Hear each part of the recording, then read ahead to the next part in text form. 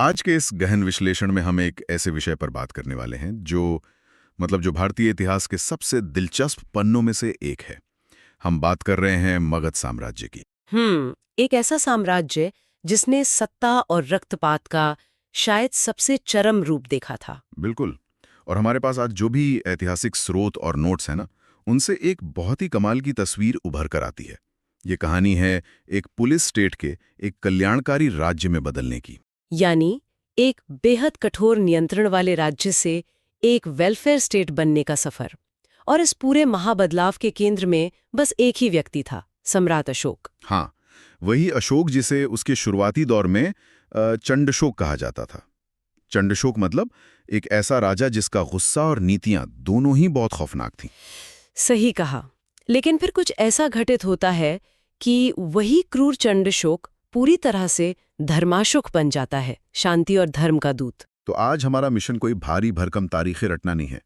हम उन कारणों को समझना चाहते हैं, उस पूरी प्रशासनिक क्रांति के पीछे के क्यों और कैसे को डिकोड करना चाहते हैं। और साथ ही हम ये भी देखेंगे कि उनका जो वैश्विक प्रभाव था वो इतना गहरा क्यों था कि हजारों साल बाद भी उसकी गूंज सुनाई देती है। बिल्कुल। और अच्छी बात यह है कि हमारे स्रोतों में इन ऐतिहासिक घटनाओं को याद रखने के कुछ बहुत ही आसान और रोचक सूत्र भी दिए गए, जिन पर हम बात करेंगे।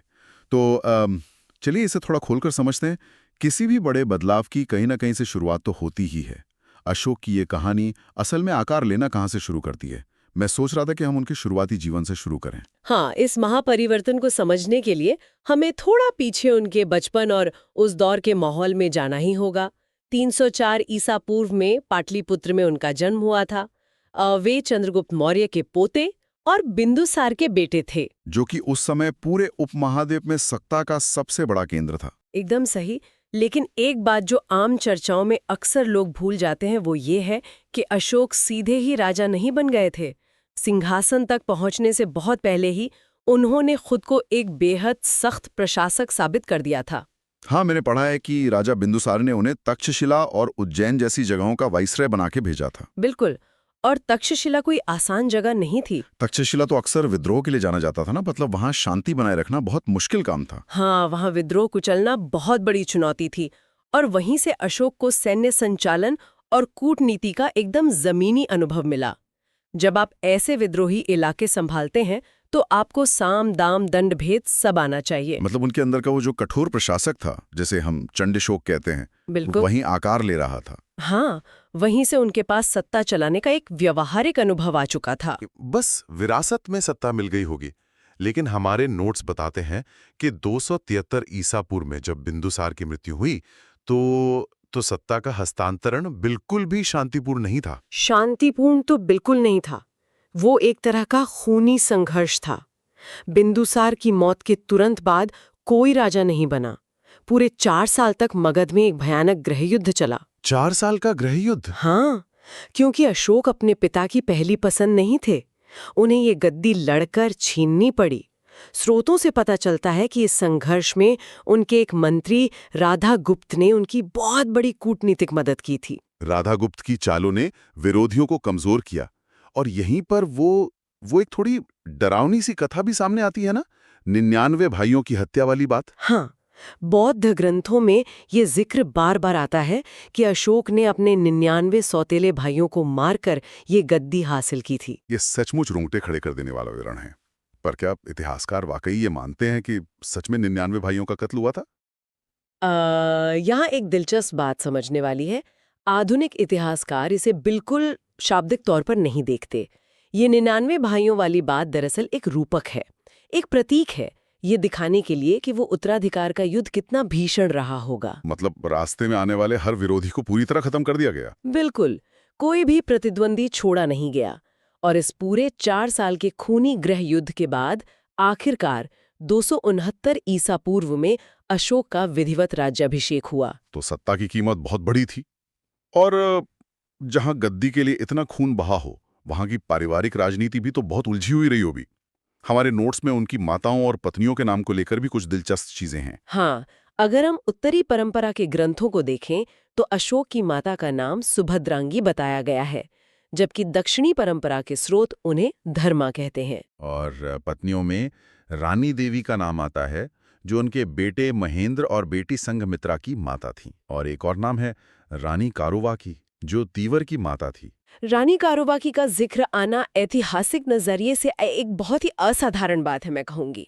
ऐसा क्यों? क्योंकि मौर्य साम्राज्य के जितने भी शिलालेख मिले हैं ना, उनमें रानी कारुवाकी इकलौती ऐसी रानी है जिनका नाम स्पष्ट रूप से उकेरा हुआ मिलता है। इसे बाकायदा रानी का अभिलेख ही कहा जाता है। अच्छा, मतलब बाकी रानियों का जिक्र पत्थरों पर नहीं है? नहीं है। इतिहास में आमतौर पर रानियों को बस एक संदर्भ की तरह देखा जाता था, लेकिन एक शाही फरमान या पत्थर पर उनका नाम होना ये दिखाता है कि उस दौर में रानी कारुवाकी का व्यक्तिगत या राजनीतिक प्रभाव कितना ज्यादा रहा होगा। वे सिर्फ एक पत्नी नहीं, बल्कि सत्ता का एक अहम हिस्सा थी। बिल्कुल। ये उस समय के हिसाब से बहुत बड़ी बात है। इतिहास में इतने नाम होते हैं कि दिमाग कई बार उलझ जाता है, लेकिन हमारे नोट्स में इन पारिवारिक रिश्तों को याद रखने का एक बड़ा आसान सा सूत्र दिया गया है। हाँ, वो BDA वाला सूत्र। हाँ, बस BDA याद रखना है। B से बिंदुसार, D से धर्मा और A से अशोका। बिंदुसार और धर्मा के बेटे अशोक। ये छोटी सी ट्रिक पन्नों को दिमाग में एकदम साफ रखती है। बहुत काम की ट्रिक है। खैर, 4 साल के संघर्ष के बाद राज्याभिषेक हो गया और अशोक सम्राट बन गए।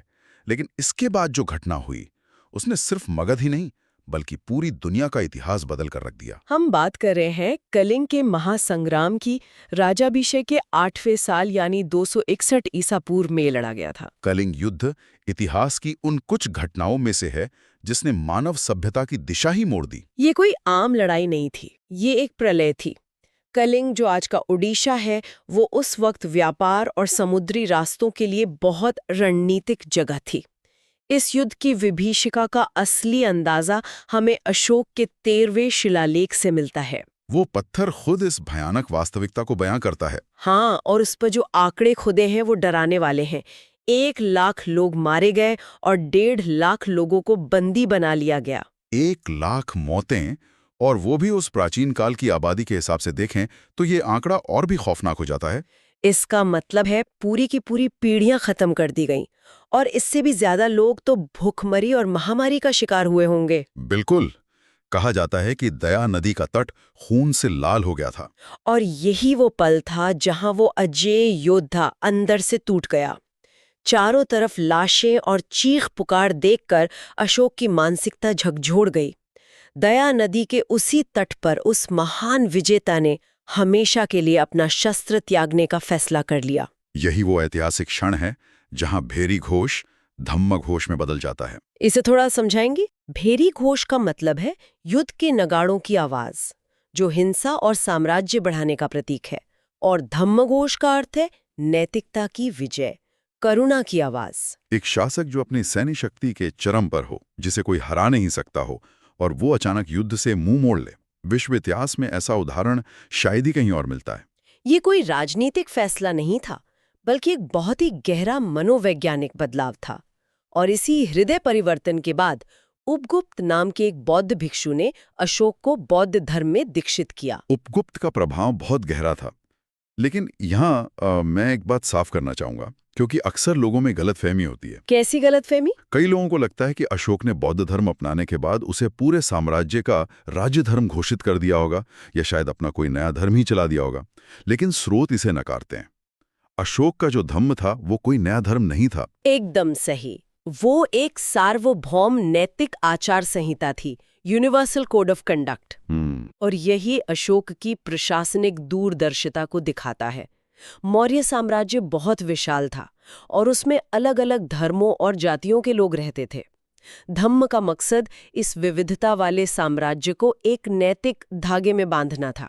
दूसरे और 7वें स्तंभ लेख में धम्म की परिभाषा दी गई है ना? हाँ, जो कि बौद्ध ग्रंथ राहुलोवाद सुत्त से प्रेरित तो है, लेकिन उसमें किसी खास भगवान की पूजा या कर्मकांड का जिक्र नहीं है। तो फिर उसका आधार क्या था? उसका आधार था अहिंसा, सत्य, माता पिता और बड़ों का सम्मान और दासों के प्रति दया भाव। ये इंसान को बेहतर इंसान बनाने का नियम था। मुझे धम्म के सिद्धांतों में सबसे ज्यादा जो चीज प्रभावित करती है वो है 12वें शिलालेख की बात। उसमें वचगुति का जिक्र है। वचगुति यानी अपनी वाणी पर संयम रखना और सभी धर्मों का सम्मान करना। यह सोचना वाकई हैरान करता है कि 2000 साल पहले एक सम्राट धार्मिक सहिष्णुता और रिस्पॉन्सिबल स्पीच की बात कर रहा है। बिल्कुल, वो सिखा रहे थे कि बोलना जरूरी है, लेकिन अपनी बात से दूसरों की भावनाओं को ठेस ना पहुंचाना उससे भी ज्यादा जरूरी है। आज के सोशल मीडिया के दौर में तो ये और भी प्रासंगिक लगता है। इसीलिए अशोक को अपने समय से बहुत आगे का विचारक माना जाता है और उन्होंने सिर्फ उपदेश नहीं दिए बल्कि जमीनी स्तर पर काम भी किया। 13वें साल में उन्होंने धम्म महामात्रों की नियुक्ति की। ये धम्म महामात्र कौन थे? ये विशेष अधिकारी थे जिनका काम पूरे समाज में नैतिकता का प्रचार करना और लोगों के कल्याण की देखरेख करना था। और अगर दूसरे शिलालेख को देखें तो उसमें तो पशुओं के लिए भी अस्पताल बनाने का आदेश है। मनुष्यों के साथ पशुओं के लिए अस्पताल, वो भी उस युग में जब बाकी दुनिया में बर्बरता चरम पर थी। ये एक सच्ची क्रांति थी। सड़कों के किनारे छायादार पेड़ लगाना, यात्रियों के लिए कुएं खुदवाना, ये सही मायने में एक पुलिस स्टेट से निकलकर कल्याणकारी राज्य की नींव रखना था।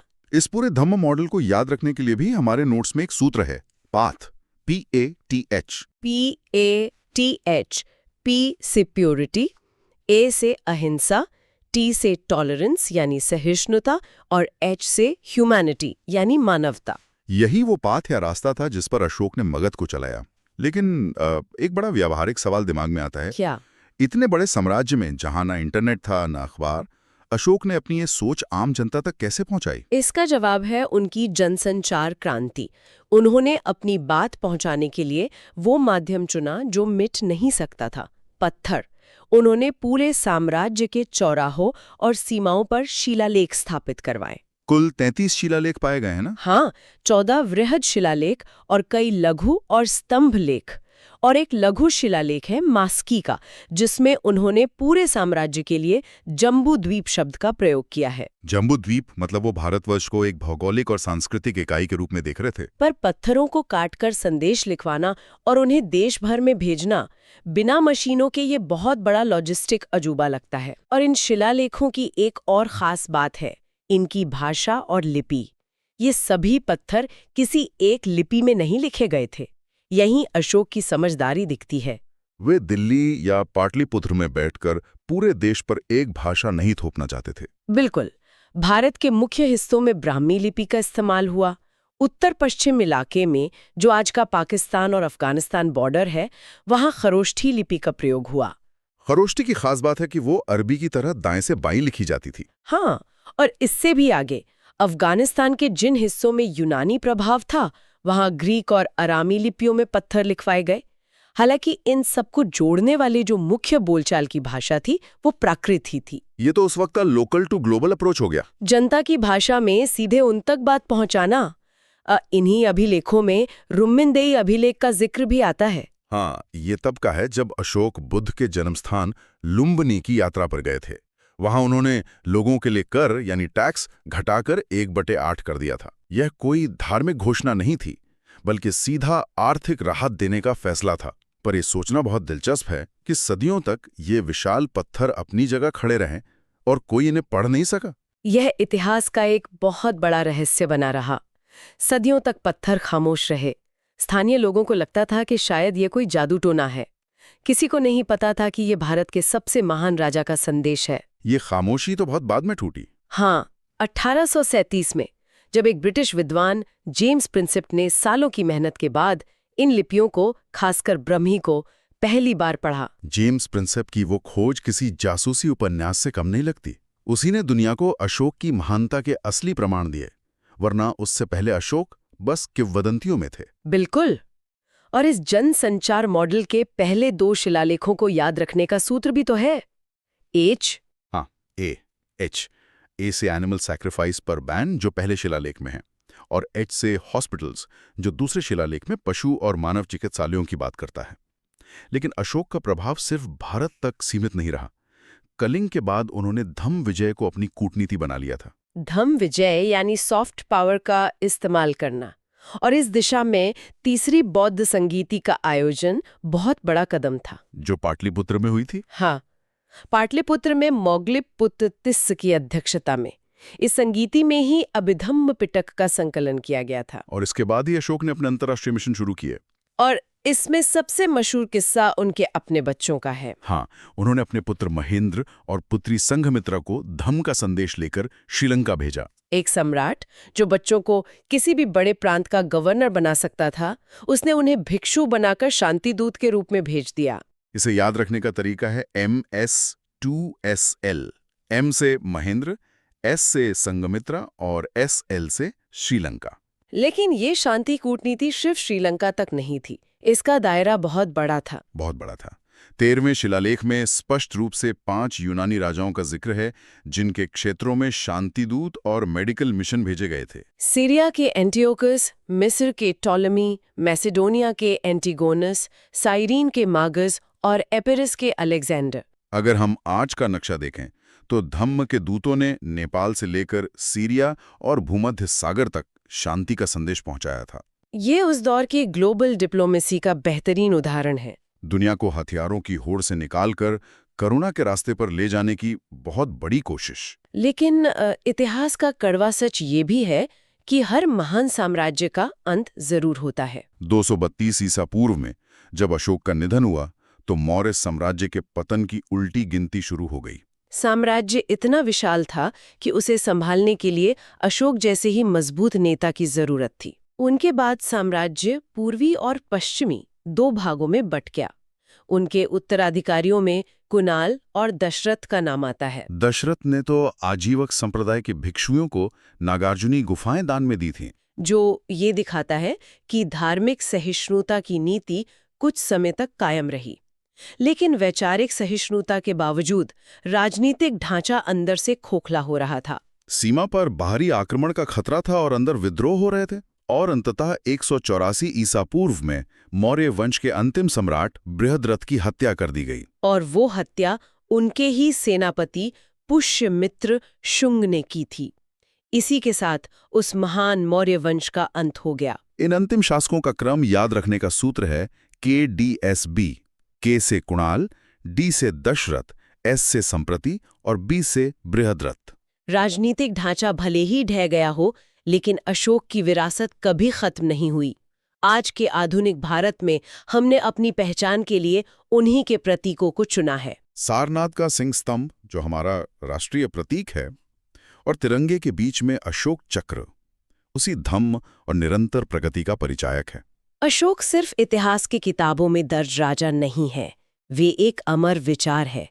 आज के इस दौर में उनकी वजगुत्ती यानी वाणी के संयम की नीति दुनिया की सबसे बड़ी जरूरत है।